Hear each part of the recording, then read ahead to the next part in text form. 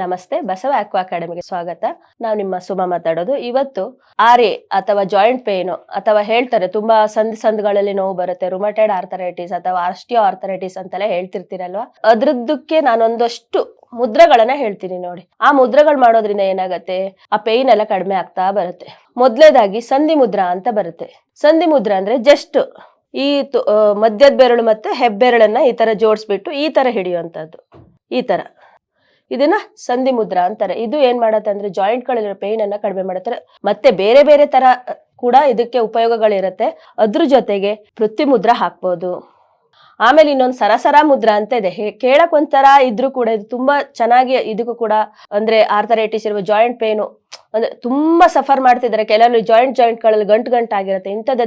ಇಂಥದ್ದಕ್ಕೂ ಕೂಡ ಚೆನ್ನಾಗಿ ವರ್ಕ್ ಆಗುವಂತ ಮುದ್ರೆ ಇದು ಸರಸರ ಮುದ್ರೆ. ನೋಡಿ, ಈ ತರ ಇಟ್ಕೋಬೇಕು, ಬೆರಳುಗಳನ್ನ ದೂರ ದೂರ ಮಾಡಿ ಈ ತರ ಇಡ್ಬೇಕು ನೋಡಿ. ಇವೆರಡು ಬೆರಳು ಒಟ್ಟಿಗೆ, ಇವೆರಡು ಈ ತರ, ಇದನ್ನ ಸರಸರ ಮುದ್ರಾ ಅಂತ ಕರೀತಾರೆ.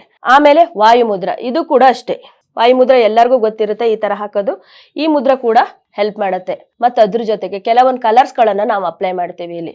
ಈಗ ಜಾಸ್ತಿ ಇವೆರಡು ಜಾಯಿಂಟ್ಗೆ, ರಿಂಗ್ ಫಿಂಗರ್ ಮಿಡಲ್ ಜಾಯಿಂಟ್ಗೆ ನಾವು ಎಲ್ಲ ಸ್ಕೈ ಬ್ಲೂ ಕೊಡೋದ್ರಿಂದ ಕೂಡ ಬೇಗ ಜಾಯಿಂಟ್ ಪೇನ್ ಕಡಿಮೆ ಆಗುತ್ತೆ. ಅಲ್ಲಿ ಫ್ಲೂಯಿಡ್ ಮತ್ತೆ ರೀಕ್ರಿಯೇಟ್ ಆಗಕ್ಕೆ ಹೆಲ್ಪ್ ಮಾಡುತ್ತೆ.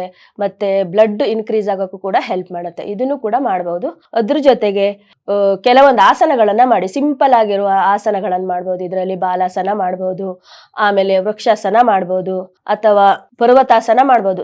ಸಿಂಪಲ್ ಆಸನಗಳನ್ನ ಮಾಡ್ಕೊಂಡು ಬನ್ನಿ. ಯಾಕಂದ್ರೆ ತುಂಬಾ ಅವರಿಗೆ ಜಾಸ್ತಿಯಾಗಿ ಅವರಿಗೆ ಮಾಡಕ್ ಕಷ್ಟ ಆಗ್ತಾ ಇರುತ್ತೆ, ಜಾಯಿಂಟ್ ಗಳಲ್ಲಿ ಪೇನ್ ಇರೋದ್ರಿಂದ ಸಿಂಪಲ್ ಆಸನಗಳನ್ನು ಎಷ್ಟಾಗುತ್ತೋ ಅಷ್ಟು ಮಾಡ್ಕೊಂತಾ ಬನ್ನಿ. ಇದ್ರ ಜೊತೆಗೆ ನಮ್ ಸರ್ ಮಾರ್ಚ್ 24ರಿಂದ ಜಾಯಿಂಟ್ ಪೇನ್ ಕ್ಲಾಸ್ ತಗೋತಾ ಇದ್ದಾರೆ. ಎಲ್ರು ಕೂಡ ಜಾಯಿನ್ ಆಗಿ, ಎಲ್ರು ಕೂಡ ಇದ್ರ ಉಪಯೋಗವನ್ನ ಪಡ್ಕೊಳ್ಳಿ. ನಮಸ್ತೆ.